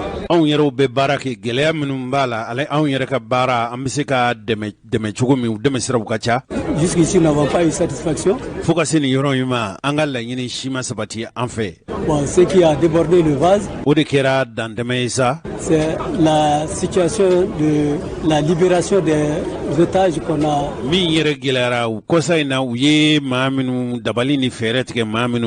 Vécu ces derniers temps, nous avons des camarades qui sont otages. On a délivré juste plus de 200 djihadistes contre 4 otages, dont un seul Malien, sans parler des représentants de l'État qui sont en otage.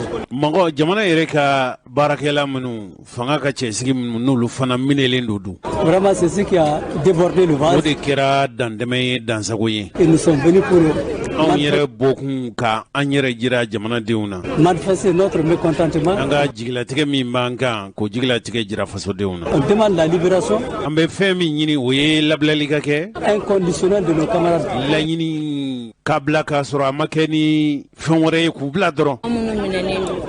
Baraga ɲɔgɔn minnu minɛlen don u ka se ka labila k'u ka denbaya sɔrɔ ko minnu minɛlen don a mɛnna dɔɔni donc an nana ni primature mɔgɔw bɛ se ka fara an kan parce que kɔnɔkulu jɛlen de bɛ bi fɔ an ka jɛ ka kɛ kelen ye min b'a to ninnu bɛ se ka sira sɔrɔ ka na u ka so. Ka djihadiste 200 ni kɔ bila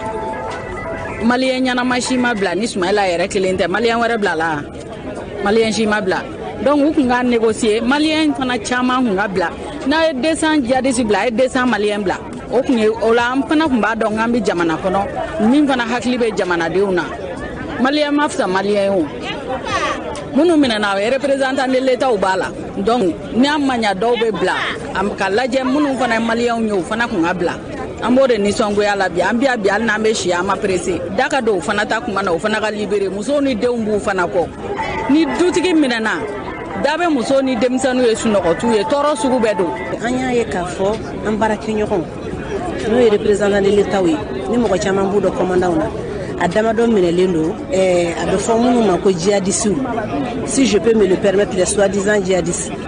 donc u minelen do olu yɛrɛ dɔrɔn tɛ hali finitigila ka dawɔrɔ fana b'a la n'u le militaires olu fana minɛlen do donc an bɛna an ka nisɔngoya yɛrɛ an ka jamana ɲɛmɔgɔw la premier ministre ale de bɛ gouvernement bɛɛ lajɛlen représenter an fana représenter l'état de an sigiyɔrɔ la an fana bɛ jamana de représenter an ka sigidaw la donc ne an baarakɛɲɔgɔnw minɛna vraiment an ka laɲini de ye ka na yirula k'a fɔ an nisɔngoyalen do an tɔɲɔgɔn minnu minɛlen do fɛɛrɛ bɛ se ka kɛ cogo min na u ka se ka labila teliya la o kɔni ye an ka bi bɔli kun ye. Nous voudrons inconditionnellement qu'il soit libéré, que l'État prenne ses responsabilités. On be min fait, oui, an ɲɔgɔn minnu minɛlen do kabla koyi. Et que nos responsables et que nos sécurités aussi soient prises en compte. An ka jamana marabaw k'u janto k'u hakili to an na. C'est une honte nationale, c'est une honte internationale. Nin kɔni ye lebu de ye Mali ye, nin ye lebu de ye dunuya ye. Aucun pays ne va accepter que ses représentants marchent. Fanga ka cɛsigiw, jamana ka diɲɛ, olu ka ye kɛnɛ kan ka bolo minɛ ka yaala ka kuma. Tiɲɛ yɛrɛ la nin man kan fiyewu. Vous-même, ça doit vous dire quelque chose. Est-ce que ça, c'est la crédibilité? Yala nin bɛ danaya ko fɔ wa? Voyez-vous, le premier responsable de l'administration, le premier ministre. Min bɛ bi n'o ye jamana yɛrɛ ka mara bɛɛ lajɛlen kalifalen don min na bi n'o ye jamana marabolo ɲɛmɔgɔ ye. Voilà comment il nous traite. Ale y'anw minɛ cogo min anw ɲɛ t'a la. Il y a des directeurs de cabinet ici. Ale yɛrɛ ka kɔrɔsigiw bɛ yan. Il y a des préfets ici. Commandants bɛ yan. Il y a des hauts cadres ici. Jamana baarakɛla baw bɛ yan. Et voilà que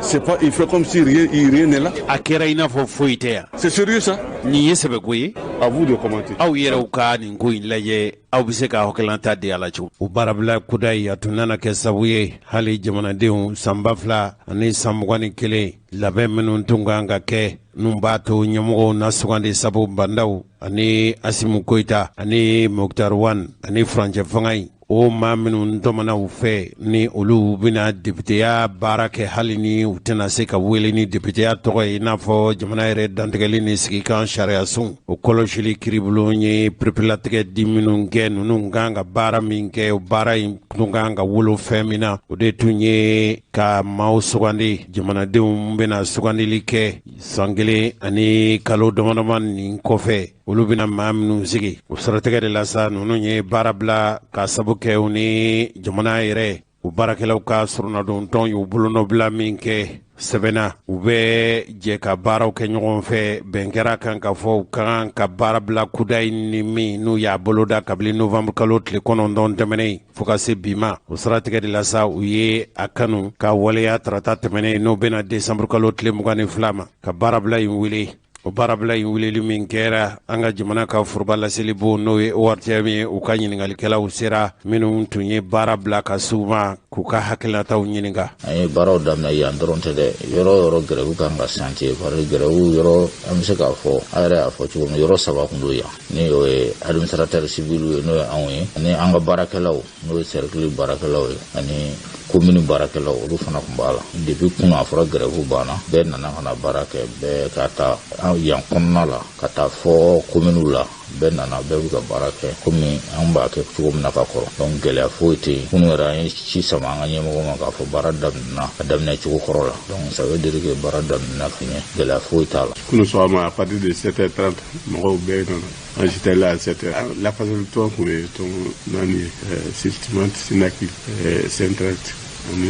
CFADR o bɛɛ ye baara daminɛ parce que secrétaire général ye mot d'ordre di ko ka baara daminɛ hakili la bɛɛ ye baara daminɛ. An balimaw Imam Mahmud Diko Mali alisilamɛw olu ka fara ɲɔgɔn kan tɔnba min bɛ yen n'o ye Haut Conseil Islamique du Mali ye a y'o ɲɛmɔgɔya kɛ nka bi o ɲɛmɔgɔya kalifalen do Sheikh Ousmane Sherif Madani Haidara de la. Imam Mahmud Diko si bɛ san 60 la bi Tombouctou kabila ba dɔ den don. Imam Mahmud Diko maliden tɛ Mali kɔnɔ bi min tɛ Imam Mahmud Diko dɔn sabu san 2000 ni san 8 ka se avril kalo san 2000 ni san 9 ma Mali silamɛw olu ka jɛrɛtɔnba n'o ye Haut Conseil Islamique du Mali ye a y'o ɲɛmɔgɔya kɛ nin ye jɔyɔrɔ min a nafa ka bon jamana kɔnɔ jamana min ko 100 o 100 maa 95 ye silamɛ ye hali n'a tun y'a sɔrɔ kɛ silamɛya bolofara min bɛ anw fɛ Mali kɔnɔ ni fanga bɛ o la kosɛbɛ a bɛ fɔ o ma ko sunnitiw malikite Imam Mahmud Diko ladɔnnen don ka fɔ sunnamɔgɔ don min ka o sira kelen do ko sɛbɛkɔrɔ minɛ Imam Mahmud Diko a ye wulikajɔ min kɛ san 2 ni san 9 sariya minnu n'o tun bɛ ka taa Mali fɛ n'u k'a ma ko code de la famille o nana kɛ fɛn ye fɛn min ale yɛrɛ ni jamana yɛrɛ a laadatigi n'a diinɛtigiw caman olu tun murutira pewu sabu hali min tun ye denmisɛnw ka kalanko ye o kalan gafe min bɛ yen n'u k'a ma ko manuel scolaire cɛnimusoya degecogo wala o faamuya cogo a kɛbaaw fɛ o de senfɛ cɛw ni musow olu ka ɲɔgɔn ganu cɛnimusoya la a wulila k'i dɔw kɛlɛ la kosɛbɛ nka min ye Imam Mahmud Diko ye ani Ibrahim Boubacar Keita olu tun fɔra ɲɔgɔn kɔ a kɛra sabu ye kolo min tun dilala n'u k'a ma ko mouvement du 5 juin rassemblement des forces patriotiques olu tun y'a sugandi ka kɛ u ka maaba ye danaya bɛ mɔgɔ min kan an balimaw an tɛna segin o ko nana sɛnsɛn cogo min fɔ ka se Ibrahim Boubacar Keita a ka fanga in firili ma ka sɔrɔ min ye Imam Mahmud Diko ye san 2 ni san 13 ale tun bɛ mɔgɔw la mɔgɔ minnu farala ɲɔgɔn kan ka Ibrahim Boubacar Keita sigi fanga na ani jamana ɲɛmɔgɔ kɔrɔ Ibrahim Boubacar Keita ye duguta caman kɛ ɲɔgɔn fɛ nin dɔnnikɛla ye hali minnu yɛrɛw bɛ yen ni jamana in n'olu kɛn bɛ ka jamana in sigi kunbalan na bi ni a fɔbaw ko jihadistew hali ni an ka jamana diinɛ ɲɛmɔgɔw ko an kana fɔ ninnu ma ko jihadistew dɔw yɛrɛw ka fɔ cogo la ko ni a y'a sɔrɔ Mali yɛrɛ bɛ se ka cɛfɔ ni kan bɛ ɲini ko o la sɔnɔgɔyaba dɔ ye Imam Mahmud Diko ye anw yɛrɛw n'a ye baro caman kɛ san 2 ni san 19 min tun sugandira n'o kɛra jamana marabolo ɲɛmɔgɔ ye n'o ye Ismail Boué Maïga ye ale sigili fanga na tun nana ni gɛlɛya ye wulikajɔ min kɛra u fɛ o nana kɛ sabu ye min y'a to Ismail Boué Maïga o bɔra jamana fanga ɲɛmɔgɔya la kulu nana dilan Imam Mahmud Diko tɔgɔ la n'u k'a ma ko coordination des mouvements association sympathisants kabili sango Imam Mahmud Diko ka kɛmɛ jamanadenw ka gɛlɛya ma silamɛya yɛrɛ bɛ kunbala minnu na mɔgɔ dɔw mɔgɔ min ye mandi ye a ka tiɲɛ fɔ ka ɲɛsin fangaw ma daminɛ Ibrahim Boubacar Keita ka fanga la kabili Amadu Tumani Ture tun bɛ fanga la sɔrɔla mɔgɔw fɛ mɔgɔ minnu tun wulila ka dɔ k'u cɛsiri cogo bɛɛ lajɛlen na min b'a to jamana in bɛ se ka yɛrɛ sɔrɔ cogo min nka kabili Ibrahim Boubacar Keita ka fanga in bin na Imam Mahmud Diko a tun y'a jira k'a fɔ ko ale bɛ segin misiri kɔnɔna na ani an bɛ waati min i n'a fɔ ko bɛn kumaw cayalen don aw yɛrɛw y'a mɛn k'a fɔ duguduguma kuma dɔw bɛ sen na ko hali min ye Razbach ka minɛni ko ye ko Imam Mahmud Diko sen b'a la kɔsɔ in na kumaw bɛ k'a fɔ kuma minnu u ka gɛlɛn kosɛbɛ mɔgɔw bɛ mɔgɔ minnu ye imam fɛ mɔgɔw ye ni juma kɛra jiginfɛn ye Imam Mahmud Diko ka misiri la a fɛ mɔgɔw minnu bɛ n'u tɛ jɛn n'a ye k'a fɔ tɔgɔcɛnw ka ta k'a sɛgɛrɛ olu b'a fɛ ka lajɛba kɛ an bɛna barosigi dɔ kɛ n'u kulu o dabali n'o fɛɛrɛ tigɛbaw ka ɲɛmɔgɔ dɔ ye baro in bɛna sigi rajal fɛ Mohamed Touré bismillah alhamdulillah wa salatu wa salam ala rasulillah ne tɔgɔ Mohamed Touré mɔgɔ caman bɛ dɔn Mohamed Touré jɛkulu min farala ɲɔgɔn kan ka Imam Mahmud Diko dɛmɛ a ka hakilinataw la ni mɔgɔ min ko Imam Mahmud Diko bi i ko jamana ko i ko diinɛ ko i ko danbe ko donc o jɛkulu in ɲɛmɔgɔya kalifalen don ne la bi hali n'a sɔrɔ madame Jayi Fatumata Konate olu de tun y'a daminɛ kabini jamanakuntigi El Hadji Ibrahim Boubacar Keita kɔni ye fanga bila utukalo tile 18 min wuli kajɔ fanba bonyana jamanadenw fɛ a dɔ la Imam Mahmud Diko yɛrɛ kɛra o cɛba dɔ ye nin wagati tantani ninnu na kibaruyaw cayalen don kosɛbɛ hali n'a y'a sɔrɔ Imam Mahmud Diko tun y'a ɲini k'a bɛ taa ka misiri kɔnɔ mɔgɔw caman bɛ k'a fɔ bi ko imam ka nin misiri taga in ko yala ko imam bɛ misiri kɔnɔ wa aw minnu y'a kɛrɛfɛmɔgɔw n'a masurunyamaw ye Imam Mahmud Diko yɛrɛ lahala bɛ cogo di bi i bɛ se k'a na dɔnniya la alhamdulillah tanu bɛ ala ye lahala bɛɛ lajɛlen kan ko bɛɛ lajɛlen bɛ segin ka taa ala min ma i y'a fɔ cogo min na waati laban min tɛmɛna jamana in kɔnɔ yan jamanaden fanba wulila k'a fɔ ko fanga min b'an kunna yɛlɛma kan ka kɛ ka sababuya kɛ sariya tɛ bato jamana kɔnɔ a tɛ se ka ɲɛfɔ ka ɲɛ kɛnɛya tɛ dumuni tɛ hakilisigi tɛ ni jɛkulu dɔw farala ɲɔgɔn kan n'an yɛrɛ wele ko M5RFP anw bɛɛ de ye M5RFP e ni ne an minnu bɛ lamɛnni la Mali kɔnɔ ani Mali kɔ kan donc bɛɛ lajɛlen de wulila Imam Mahmud Diko ala ye ale garizigɛ k'a kɛ o acteur ba dɔ ye sisan imam bɛ basi foyi t'a la mais a ko peut-être ale kanubaw ana limanaw a b'a fɔ ko olu de ni dusukasi mais u ni baraji ka sababuya kɛ i yɛrɛ ye min fɔ k'a fɔ ko kuma caman bɛ ka fɔ nin waati in na imam ko k'ale taara misiri kɔnɔ mais a tilala k'a fɔ ka da kan ko misiri ko bɛ Mali de kɔnɔ. Donc c'est pour vous dire que imam bɛ yen nɔ fɛn min bɛ ka kɛ a ɲɛ b'a la min bɛ ka fɔ a ɲɛ b'a la. N bɛ segin kuma in kan, kuma in n'a kɔrɔ don aw ni ce aw ni baraji wa aw ni dusukasi aw ni baraji. Imam kanubaw ye jamana kanubaw de, imam kanubaw ye jamana in kɔkɔrɔ dɔnbaw de, hali n'a sɔrɔ dɔw tɛ jamana in kɔnɔ yan. A bɛɛ ye basi foyi t'a la. CICB la Centre International de Conférence de Bamako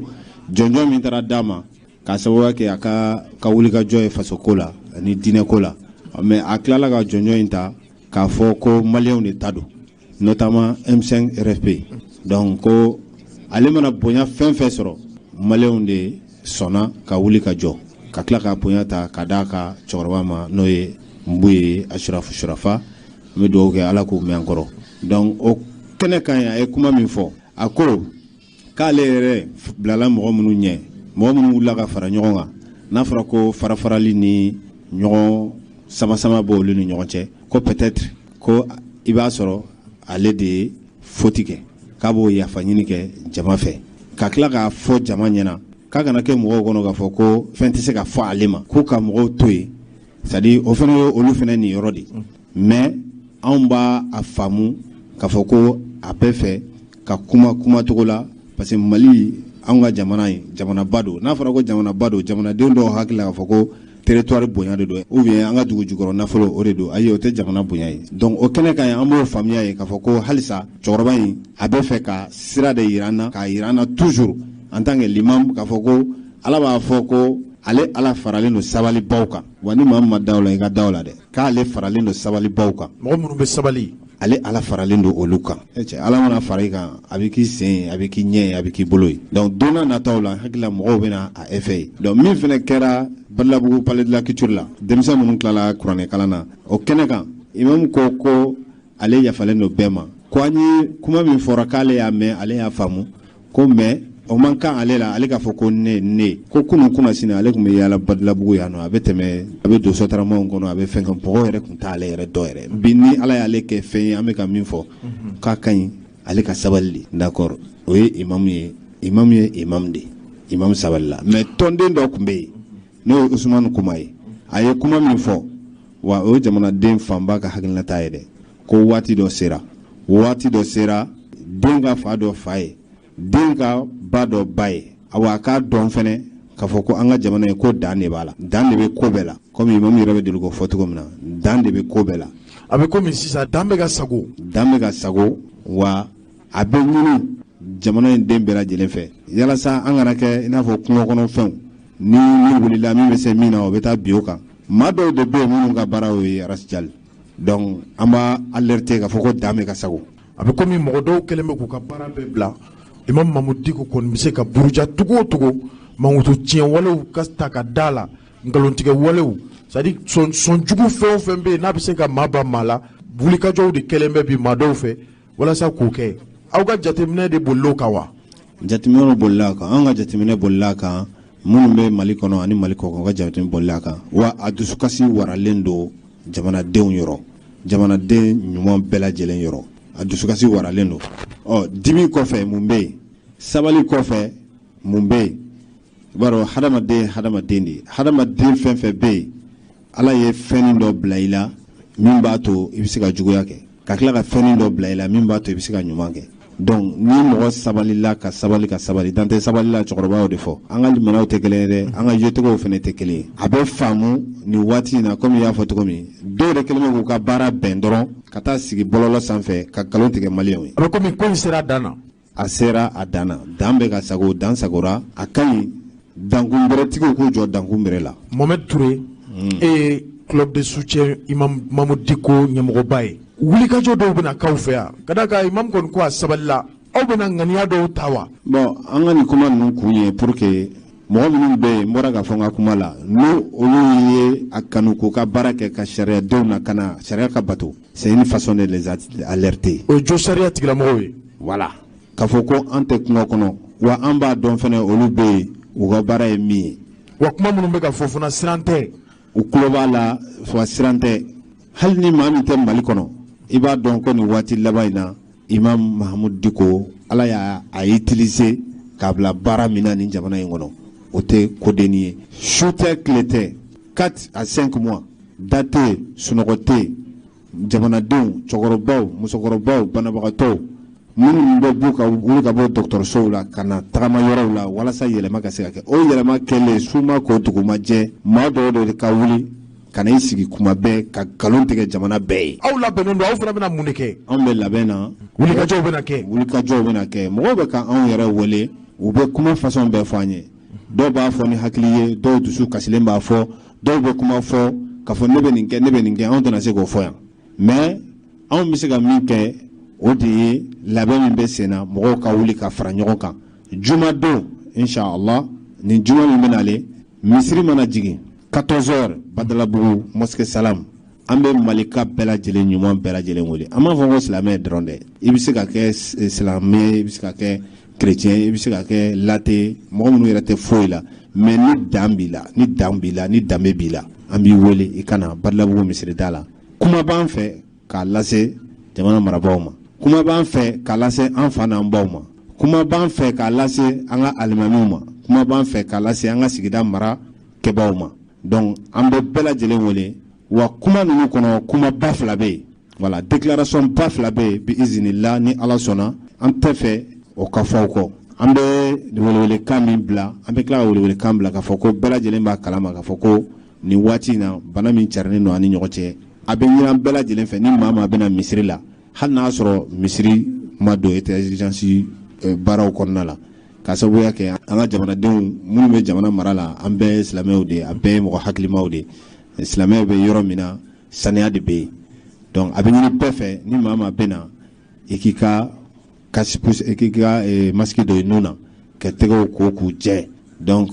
vraiment mesures bɛna ta voilà mesures bɛna ta ka mesure aw bɛna mɔgɔw lajɔ minnu bɛ gel kɛ mɔgɔw tɛgɛ la wa minnu bɛ gel kɛ mɔgɔw tɛgɛ la non seulement ka gel k'i tɛgɛ la i b'i tɛgɛ ko walima gel bɛ k'i tɛgɛ la wa kasi poussière i n'i ta kana mais an b'a jigiya fɛnɛ hali ni fɛn mana anw bɛ se ka dɔ sɔrɔ k'a d'i ma bi izinillah n'i y'a faamu sisan a bɛ komi Imam Mahamoud Diko ka da kɔrɔfɔ laban minnu bɛ ka carin bi jamana kɔnɔ bɔlɔlɔ siraw fɛ a kɛra sira wɛrɛw ye o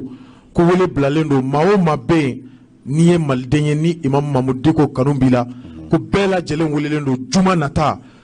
Badalabugu Imam Diko yɛrɛ ka misirida la nɛgɛ kaɲa 14 ni juma jiginna inshallah mɔgɔ min bɛ Bamako yan i bɛ Bamako da fɛ ni déplacement t'i degun bɛɛ lajɛlen ka kibaruya caman bɛ ka da jamanadenw tulo kan kibaruya caman de bɛ ka da jamanadenw tulo kan déclaration bɛ yen an b'a da jamanadenw tulo kan an b'a yira jamanadenw na ko kuma na a kɔrɔ don k'a fɔ ko dibi bɛ yɔrɔ dɔw la a ka ɲi dibi donna cogo min na mɔgɔw k'u da maga la wa an jigiya bɛ yelen kan fɛn caman bɛ ka fɔ bi o tɛ tiɲɛ ye ayi o si tɛ tiɲɛ ye a bɛ n'o to ɲɛfɔ mɔgɔw ye awɔ notamment n bɛ profiter ka micro fɛ ka kumakan fila dɔrɔn k'o fɔ yan nɔ walasa mɔgɔw k'a dɔn k'a fɔ ko Imam Mahamoud Diko imam de don a tɛ komi an yɛrɛ minnu bɛ club de soutien na k'an b'a dɛmɛ ka hakilinata la k'an bɛ décision fɛn fɛn ta ko imam de bɛ an bila a la imam de b'a fɔ a y'a kɛ tan ne filɛ radio la bila ne bɛ kuma la ne natɔ b'a fɔ imam ye o mais ne bɛ ka kuma au nom de son club de soutien hali n'a sɔrɔ n ka membre caman b'a kalama voilà donc o n'a ɲɔgɔnnaw n bɛ exemple kelen di don dɔ tɛmɛna e ni ne ani minnu tun bɛ so kɔnɔ n'u tun bɛ ka image lajɛ télé la place de l'indépendance la don gɛlɛnba min tɛmɛna ni bɛɛ kun hakili la k'a fɔ ko non nin don kɔni nin bɛ kɛ carnage de o don action dɔ kɛra kɛnɛ kan ye ne bɛ n profiter micro la k'o fɔ o ye kuma ɲɛbila ye a fɔra ko an bɛ taa Kuluba ko an ka wuli an ka taa Kuluba anw yɛrɛ de tun y'o labɛn an n'an ka comité stratégique mɔgɔw ni fɛngɛw mais an selen kɛnɛ kan kuma in fɔra imam ko non k'ale bɛ proposition kɛ ko est-ce que an tɛ mɔgɔ damadamani wuli minnu bɛ se ka taa ni sɛbɛn ye ka taa sɛbɛn di an bɛɛ kana yɛlɛ n'an bɛɛ ko k'an bɛ yɛlɛ a fɛn tununnen bɛɛ tɛ yen a bɛ komi juin kalo tile 19 don min na jamanadenw ko an ka taa Kuluba jamanakuntigi bara k'a ka bɔ yen ne b'a dɔn nin doni kelen tile ma su tun bɛ caya dɛ wallahi IBK kɔni tun bɛ mɔgɔ 100 yiri ka faga mais a tun tɛ to yen dɛ ayi mais o don o décision min taara Imam Mahamoud Diko tun t'a kalama El Hadj Imam Mahamoud Diko a tun t'a kalama mais nin décision in taara comité stratégique kɔnɔ mɔgɔw yɛrɛ ye ɲɔgɔn ɲininka k'a fɔ k'a b'a kalama wa u ko ko oui k'a b'a kalama mais a tun t'a kalama ne de ko k'a tun t'a kalama voilà donc minnu ye décision in ta u b'a dɔn a tun t'a kalama c'est pour dire que jamanadenw k'a faamuya k'a fɔ kuma caman bɛ fɔ cɛkɔrɔba tɔgɔ la ko caman bɛ kɛ a tɔgɔ la a tɛ kɛ i n'a fɔ a b'o bɛɛ kalama a b'o bɛɛ ordonné non mais hakili de bɛ hakilima baara kɛ voilà donc mɔgɔw k'o faamuya k'a fɔ ko ni ala sɔnna comme an y'a fɔ cogo min na vendredi ni maaw sera kɛnɛ kan ye caman bɛna sɔrɔ min bɛ somɔgɔ sara bɔ inshallah baro in a bɛ komi an ye caman fɔ yanni ne kɔni k'i labila ka d'a kan ni jalaki kun bɛ Imam Mamudu Diko la bi a jalaki kun fanba dɔ ye k'a fɔ ko a b'a ka misiri kɔnɔ nka ko caman bɛ yen min bɛ tɛmɛla bi ani sɔrɔdasiw cɛ n'a ma ɲɛ anw ye jamanakuntigi Elhaji Ibrahim Boubacar Keita la bɔ yen o kuma minnu bɛ yen n t'a dɔn yɛrɛ k'a fɔ hali kuma minnu bɛ ka fɔ ni tiɲɛ kumaw don o ni furugufurugu kuma minnu bɛ ka fɔ bi mɔgɔ caman bɛ yen bi jamanaden limaniyalen don olu bɛ nisi la u hakili la weleli bilalen don olu de ma juma nata bɛɛ ka bɔ 14 heures Diko ka misirida la mais o kuma ninnu fɔra la i bɛ se k'o commenter ɲɛ dɔɔni yan o ye tiɲɛ yan. yanni n ko kuma jaabi n bɛ min fɔ kuma ɲɛbila la o de ye toujours ka Imam Mahamudu Diko kanubaw fɔ Imam Mahamudu Diko kanuba caman de bɛ yen minnu t'a ɲini k'a ye wa n'u ko k'u b'a ɲini k'a ye u t'a ye parce que minnu yɛrɛ b'a kɛrɛfɛ olu tɛ sɔn u ka don k'a sababuya kɛ peut-être u yɛrɛ ka sawurani ye mais i b'a sɔrɔ intérieurement u dusukun na u bɛ imamu ka ko la imamu fɛ ka tɛmɛ anw bɛɛ kan o mɔgɔ caman de taara sa misirida la les 10 les 11 mɔgɔ 23 voilà an m'a mɛn k'u sara M5 nɔfɛ an m'a mɛn k'u sara Diko de nɔfɛ hali u somɔgɔw b'a fɔ ko imamu y'an wele o mɔgɔ bayirika caman bɛ yen voilà donc an b'a fɔ ka tila ka segin a kan k'a fɔ ko olu mɔgɔ ninnu imamu t'u joli a t'u janfa o ye kelen filanan a ka baro kɔnɔna la n bɛna a ka nin baro in fɔ o b'i ka question ninnu jaabi a bɛ deli k'a fɔ an ɲɛna ko minnu bɛ ka kuma an ka mɛn minnu bɛ ka kuma ni minnu bɛ ka critique positive kɛ an ka tɛ minnu bɛ nɛni ma. a bɛ komi n'i ye imam critiquer k'a fɔ k'a ye nin kɛ o tɛ kojugu ye ayi nka aw ka labɛn mun bɛ ka na juma don o ye de minnu bɛ ka nɛni walew ta kuma damatɛmɛlenw ta k'a lase Imam Mamudu Diko ma yala nin mɔgɔ ninnu fana aw bɛna komi aw ye kiiri tigilamɔgɔw labɔ a kalama aw taara sariyatigiw bara wa. sariyatigiw tulo b'an na sariyatigiw ani caman bɛ ɲɔgɔn kalama komi ani caman tɛ ɲɔgɔn kalama cogo min na a fɔra anw ɲɛna sariya kɔnɔna na k'a fɔ ko sariyadenw bɛ yen minnu b'a yira ni mɔgɔ nana hali sigi dɔrɔn ka nkalon tigɛ jamanadenw ye sariyatigiw kan k'i wele hali ni plainte tɛ yen sariyatigiw kan k'i wele donc bref pour que ka kuma la surunya a ka baro kɔnɔna na a b'a fɔ an ɲɛna bɛɛ b'a dɔn ko fanga in binna cogo min o tun tɛ imamu ka laɲini ye mais ala b'a yɛrɛ sago la o de kosɔn a fɔra ko non an k'a lajɛ an ka bɛn kɛ an ka nin to a nɔ la nin ka to yen nɔ nin bɛ se ka kɛ an ka baara kɛ pour que ka jamana bɔ dingɛ kɔnɔ imamu ka kumakan kun y'o de ye mais ala b'a yɛrɛ sago la ko in bɛ kɛ cogo min na ala de b'a latigɛ wa n'a y'a kɛ cogo min na an silamɛ ka dugawu kɔfɛ an ka hɛrɛ b'o de la donc a ko jamakulu ye saba de jamakulu fɔlɔ minnu hakili la k'a fɔ ale de y'u ka fanga bi ka sɔrɔ ala ka latigɛ don o ye bɛ ka mɔgɔw ye ani minnu tun bɛ dumuni kɛ olu nɔfɛ duntogo jugu la minnu tun bɛ dɔ sɔrɔ fanga tɛmɛnen nɔfɛ duntogo jugu la olu fana wulilen don ale kama fanga bɛ se ka kɛ i bɛ dɔ sɔrɔ fanga fɛ mais dans la clarté o ye nabɔn kɛlɛ ye dɛ voilà o ye jamakulu filanan ye jamakulu sabanan minnu ko hakili la k'ale ni olu de bɛ ɲɔgɔn fɛ ale de kan ka fɛn bɛɛ minɛ k'a bɛɛ dɔn olu ma a bɛ komi jamanakuntigi taalen caman tun hakili la ko Imam Diko de bɛna fanga jɔyɔrɔ bɛɛ minɛ k'a di olu ma ka d'a kan n'olu de jɛra ka baara kɛ komi Imam ko k'a bɛ taa ka misiri kɔnɔ kabini ye olu y'a kɛlɛli daminɛ voilà ko munna k'a y'o kɛ voilà donc a bɛ nin jamakulu saba in de ɲɔgɔn cɛ mun tɔɔrɔ jamakulu saba in ye y'a faamu sisan ka kuma min ka d'u ye k'o fɔ mais ale b'a faamu mɔgɔ bɛ se ka critique kɛ mais min ye nɛni ye ka fa nɛni ka ba nɛni ka buruju nɛni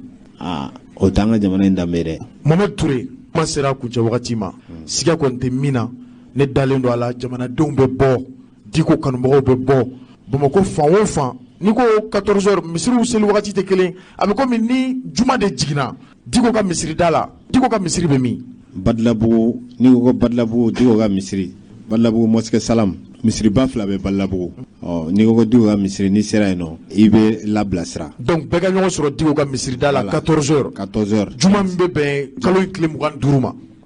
aw minnu bɛ ni a bɛ san caman bɔ bi aw kɛn bɛ ka danaya ta ka da aw denkɛ a n'aw mɔdenkɛ Jose Traoré a n'aw balimakɛ Jose Traoré aw minnu bɛ ka danaya ta ka da ne kan tiɲɛ don kabili 1994 ani 94 Ala ye ne garijɛgɛ don hiji baara la bɛɛ lajɛlen mun b'a kalama ɲinɛ ka fɔ min ye Saudiya fanga ɲɛmaaw ye u ye ɲɛfɔli kɛ ka jira ka fɔ ɲinɛ hiji hali n'a y'a sɔrɔ hiji bi kɛ hiji bi dan mɔgɔw ma mɔgɔ minnu sigilen don Saudiya jamana ɲɛmɔgɔ mɔgɔ minnu sigilen don Saudiya jamana kɔnɔ a bɛ fɔ minnu ma ko résident o kɛra dunan ye saw o kɛra dugulen ye saw ni a y'a sɔrɔ aw ye Saudiya sigibaw ye aw sigilen don Magan jamana kɔnɔ aw bɛ se ka hiji kɛ a dabɔkun ye fɛn min ye o ye k'a fɔ diɲɛ duniya lasugulen don bana min fɛ bi n'o ye coronavirus ye n'a kɛ kasara ye o dabali n'o fɛɛrɛ minnu tigɛra a dɔnnen don k'a fɔ min ye Saudiya jamana ye coronavirus bana a ɲɔ ɲalen don yen kosɛbɛ a kolokololen don yen kosɛbɛ minnu bɛ yen n'o ye Ala ka soba sigibaw ye o mana kɛ Magan ye o mana kɛ Madina ye o hiji bɛ kɛ yɔrɔ minnu mɔgɔw kana taa fara ɲɔgɔn kan yɔrɔ la ka kɛ sabu ye min b'a to coronavirus bɛ mɔgɔw minɛ tuma dɔ la a bɛ segin n'a ye u fa jamana kan o siratigɛ de la ɲinɛ hiji ko o dabilara nka san 2021 hiji baaraw bɛ daminɛli la o baaraw kɔni daminɛna jigiya ɲuman Jose Traoré fɛ komi san 2020 hiji ko Ala m'o latigɛ dabali ni fɛɛrɛw tigɛlen don anw fɛ san 2021 hiji a bɛ se ka labɛn cogo ɲumanw na gɛlɛya bɛ yen gɛlɛya ninnu bɛ se ka wuli cogo min na dabali ni fɛɛrɛ caman tigɛlen don jamana yɛrɛ a cakɛ bondaso minnu sigilen don hiji ko siratigɛ la san 2020 u ye baara ninnu an ye baara ninnu sigi bolo 4 ɲɔgɔn bɔɲɔgɔn de kan a yɛrɛ ka fɔ min ye san wɛrɛ hiji ko ye tɔgɔ sɛbɛnw kɔni bɛ jɔ décembre kalo tile 31 nata de la ka bɔ nin waati la fo ka se décembre kalo tile 31 ma ni mɔgɔw ma tɔgɔ ma sɛbɛn o kɔrɔ ye k'a fɔ e sen tɛna sɔrɔ hiji ko la min b'a to baara ninnu bɛ se ka kɛ kɛcogo ɲuman na sabu bɛɛ lajɛlen b'a kalama k'a fɔ visa a tɛ ta anw fɛ Mali kɔnɔ yan tuguni visa u b'a fɔ min ma ko visa électronique o de bɛ kɛ o siratigɛ la min b'a to baara ninnu bɛ teliya anw kɔni sigi bɛ ka mɔɔw makɔnɔ nka nin bɛɛ kɔfɛ sa mɔgɔ minnu tɔgɔ sɛbɛnnen don n'olu limaniyɛnen don k'a fɔ u tɛna taa hiji la tuguni u k'a dɔn k'a fɔ ni kɔni ye wari sara k'i bɛ taa hiji la n'i ma sɔn ka taa hiji la tuguni n'i ka wari kan ka segin cogo min na n'i kɛra nafɛn ye wari ninnu bɛɛ lajɛlen an kɛlen don ka t'u bila banki de la an bɛ sɛki d'i ma k'i bila sira i bɛ se ka taa wari i bɛ se k'i ci tɔgɔ la wari bɔ cogo min nka maa minnu bɛ yen n'u b'a fɛ ka baara ninnu kɛ k'u hakili latigɛ k'a fɔ tɔgɔ sɛbɛn ninnu kɔni daminɛnen don wa kalo 6 jamana marabaaw ani hiji labɛnbaw an bɛna fɛn min kan o ye k'a fɔ kalo 6 yanni hiji tali cɛ tɔgɔ sɛbɛnninw bɛ jɔ i n'a fɔ min yɛrɛ ye hiji yɛrɛ bɛ labɛn cakɛ bondasoba minnu fɛ olu y'a fɔ cogo min na o siratigɛ la sa aw minnu bɛ yen n'aw b'a fɛ ka taa Jose Traoré fɛ jigiya ɲuman na o tuma bɛɛ lajɛlen kabila bɛ nin kibaruya in mɛn waati min a ye wuli teliya an ka hiji labɛn min b'a to san wɛrɛ inshallah hiji ko bɛ se ka ɲɛnabɔ cogo min minnu ka danaya bɛ yen minnu ye wari sara k'a bila u k'u hakili latigɛ k'a fɔ wari nin lasagonen don hiji baaraw bɛ daminɛ sabu kalo 6 ɲini ka kɔn hiji taali ɲɛ hiji tɔgɔ sɛbɛnw bɛɛ lajɛlen bɛ se ka jɔ ala k'an bɛɛ sababa ma minnu ye danaya dan ne kan inshallah baara in ni ala sɔnna ma an b'a fori ɲɔgɔn fɛ ala ka san wɛrɛ hiji ko ala ka nɔgɔya jigiya ɲuman hiji denw ye ani Mali yɛrɛ hiji denw bɛɛ lajɛlen ni y'aw balimakɛ Jose Traoré de ye min ye jigiya ɲuman ɲɛmɔgɔba ye aw ni ce aw ka danaya la inshallah alhamdulillahi rabbil alamin